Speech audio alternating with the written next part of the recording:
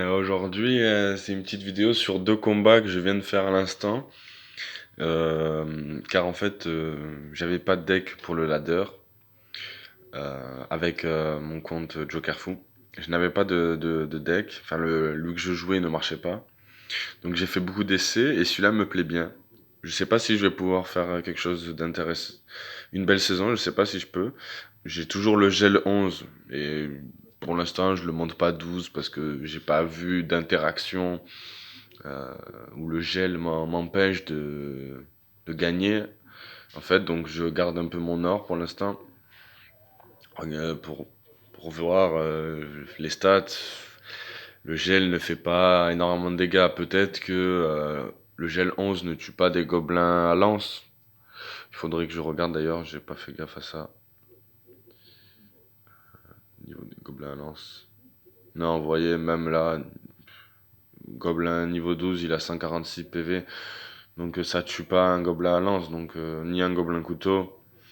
Donc ça sert à rien en fait, ça tue quand même les chauves-souris, ça tue quand même les squelettes. Il n'y a pas d'interaction majeure en fait avec les dégâts. Bon, ça fait un peu moins de dégâts sur une tour, mais 46 dégâts, 45 dégâts, ça va, c'est pas... On peut, enfin 41 ou 45, c'est pas quelque chose qui va changer énormément. Même si, je vais vous montrer un premier combat, vous allez comprendre que ça aurait pu faire la différence en fait. Euh, donc on part sur le premier combat que j'ai mis dans le clan. Et je joue contre du Lockbait. Donc faut savoir que Lockbait contre Cimetière, c'est largement match-up Lockbait. Normalement. Après là j'ai le Bullist. Ça m'aide quand même. Puis là je me dis en fait soit c'est Cimetière soit c'est Lockbait de son côté. Chevalier, je me suis dit comme ça. Soit c'est Lockbait soit c'est Cimetière. Je zappe. Et là je vais Tornade mais là malheureusement j'ai raté ma Tornade. Pourtant j'ai vraiment pas dû être à grand chose de la réussir. Mais c'est pas grave, au moins il y a qu'un seul gobelin qui tape, et pas les deux. Là, j'ai voulu mettre la mousquetaire à l'opposé, et en fait il a placé sa princesse euh,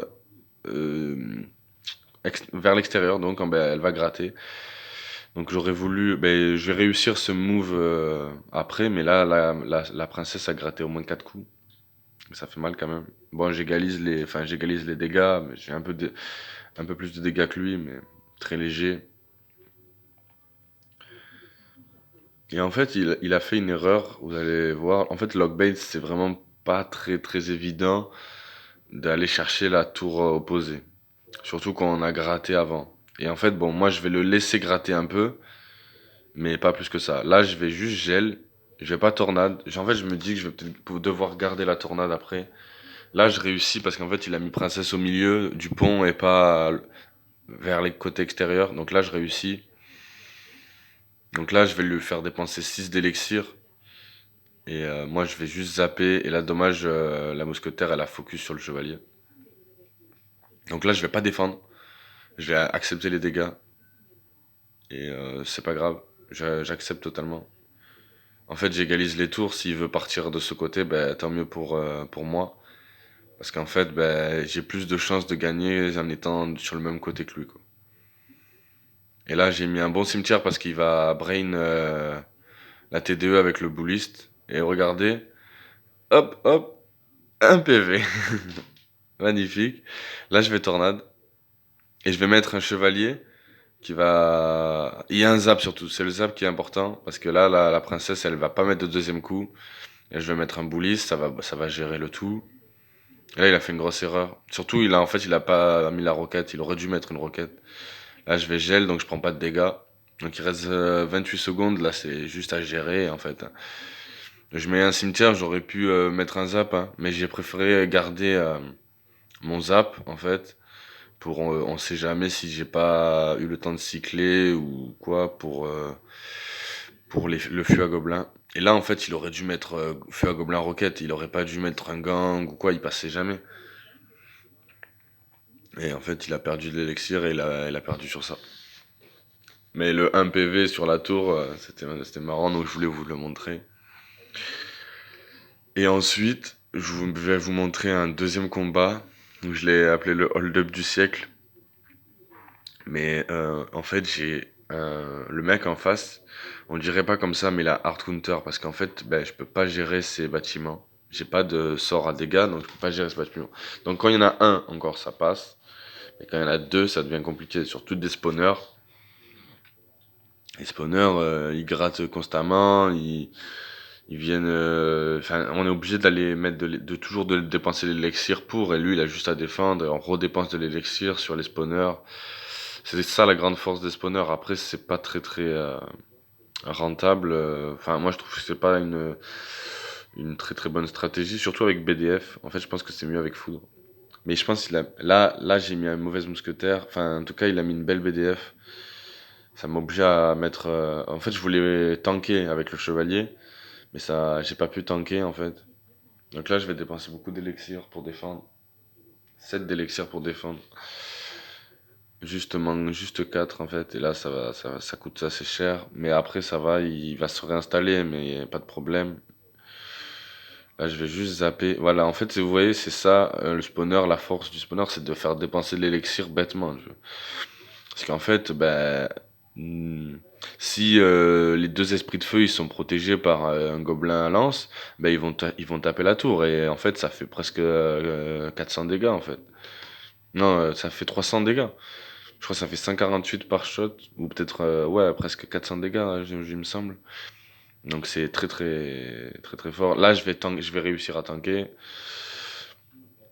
En fait, tout à l'heure, la BDF a été bien jouée parce qu'elle a repoussé la mousquetaire vers plus proche que le chevalier. Et donc c'était vachement bien joué. Donc là, je vais attendre, je vais mettre un zap pour essayer de faire un peu contenir la MG pour qu'elle tanque un peu, mais elle a tanké qu'un coup. Il me sort des barbares. Je suis vraiment dans la merde pour passer. Il y a Valky barbare. C'est un bordel. Donc là, je vais mettre bouliste parce il y a les barbares qui arrivent en tout droit. Donc il va se mettre bien le bouliste. Mais le GR, je peux le gérer difficilement. Et je voulais pas dépenser d'élixir. Énormément d'élixir. En fait, je voulais lui faire dépenser sa BDF pour mettre un bus. Mais même ça passera pas. Ça passera pas. Là, il va mettre une Valkyrie, mais au mauvais moment. Enfin, elle est pas bien timée. Et je vais quand même tenter de gel, mais ça passe pas.